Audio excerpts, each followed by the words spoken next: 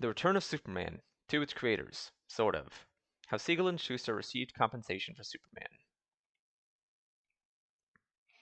Jerry Siegel and Joe Shuster had done some work before with what was then Detective Comics, with characters like Dr. Occult. And after failing to sell their Superman idea to any newspapers, they decided to sell the rights to Detective Comics Inc. However, in doing so, they essentially sold all rights they had to the use of Superman and his story in any form, all for a mere $130, or about $2,600 adjusted for inflation. To the left, you can see an image of the check which they had been given. At the time, this was normal practice amongst comic book creators, and they simply wanted to get their work published. Superman almost immediately became a tremendous hit, and his popularity spread like wildfire. Seeing this, Siegel and Schuster pretty much immediately regretted their decision to sell the rights. However, they stayed on with National to write Superman stories for nearly a decade. You'll see here the document which they signed to DC where they gave their rights away, as well as a picture of one Judge Addison Young. In 1947, Jerry Siegel and Joe Shuster sued National Comics for the full rights of Superman and Superboy, in a case presided over by said Judge Young. The lawsuit revolved around Siegel and Schuster's claim that the original deal they struck with DC Comics in 1938 was unfair, and that they had been misled and undercompensated for their creation. They sought to terminate the copyright assignment and regain control of Superman. They also argued that the full concept of Superman hadn't been fully formed when they sold the rights, so they didn't know what was actually being sold. However, the judge disagreed, ruling that Action Comics #1 was based on the concept that Siegel and Schuster had sold to National in the first place. Following a claim of unpaid royalties regarding the Superman radio show, Young, presiding judge over the case, ruled that Superman belonged to National Comics while Superboy belonged to Siegel and Schuster. The two parties settled out of court following this verdict for a sum of $94,000 paid collectively to Siegel and Schuster, over $1 million now. Despite this, Siegel would return to DC at the prompting of his wife to write for them, while Schuster would freelance to little success. He didn't have any creative control. Siegel didn't have creative control, however, and had to answer to an editor. DC ended up ending the relationship when they learned of a second lawsuit being planned by Siegel. Schuster's eyesight would also deteriorate enough that he wouldn't be able to draw very much, and he would have to work as a delivery man to make ends meet. In 1965, Siegel and Schuster attempted once again to regain the rights of Superman by filing for the copyright renewal.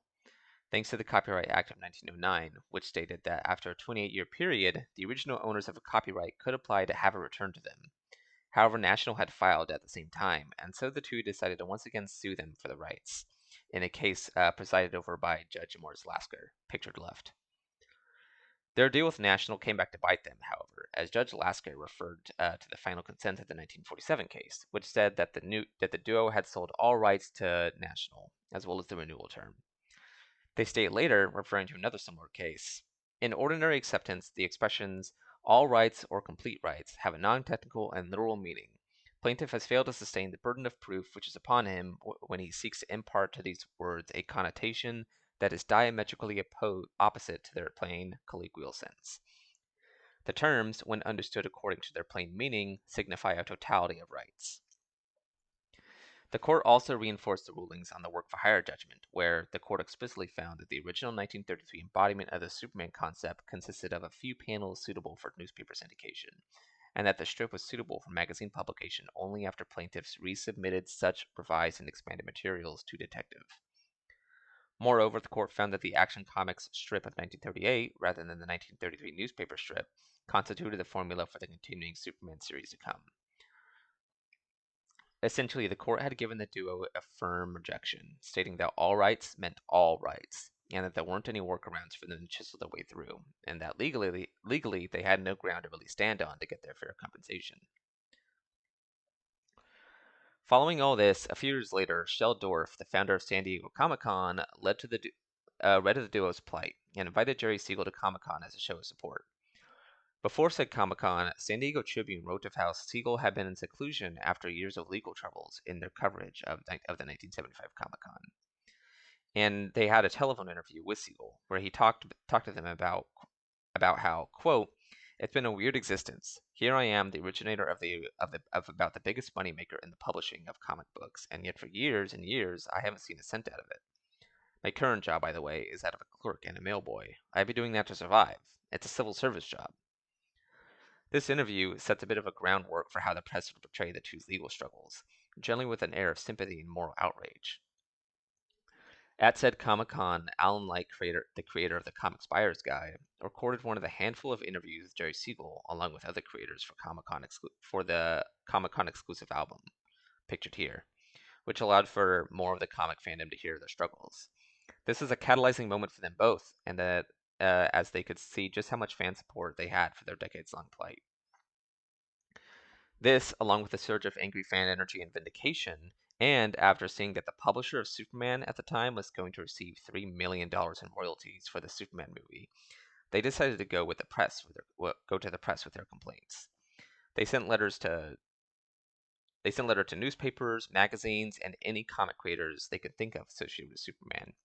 They gained widespread support from the public and from other comic creators, notably from Neil Adams, who supposedly gathered everyone in a studio after reading the letters they sent and said, quote, "3 months from today, this Siegel and Schuster thing is going to be resolved once and for all," unquote. Upon hearing they were going to be happy with a settlement, Neil Adams had them flown out to New York City to appear on Howard Cosal's Saturday Night Live show. During this time, Adams also scared up appearances for the pair on their television shows, including interviews with CBS and other local news stations. After a week of heavy coverage, National had reportedly stopped taking letters as they had received a deluge of support from the Academy of Comic Book Art for Siegel and Schuster, and they were anxious to settle. DC would go on to offer them an annual stipend of $20,000 on the grounds that they never challenged the ownership of Superman again. In a piece in Harlan Enterprise published in December of 1975, they wrote about the story and how the image of the industry is under hard scrutiny now. The apparently crass and cavalier treatment of Siegel and Schuster has created a protest both in the industry and as well as in creative circles generally. This event synced up with a larger push in the 70s for fairer creator rights, the campaign having gained help from large profile creators such as Neil Adams, who had the capital to buck the status quo. Siegel and Schuster won a small victory for themselves and comic creators in general. However, creators will continue to face such issues over the next few decades, and while beyond the scope of this presentation, I'll note that the duo's family would come up against DC in numerous court cases in the years after. Though for now, at least they got some of their dues.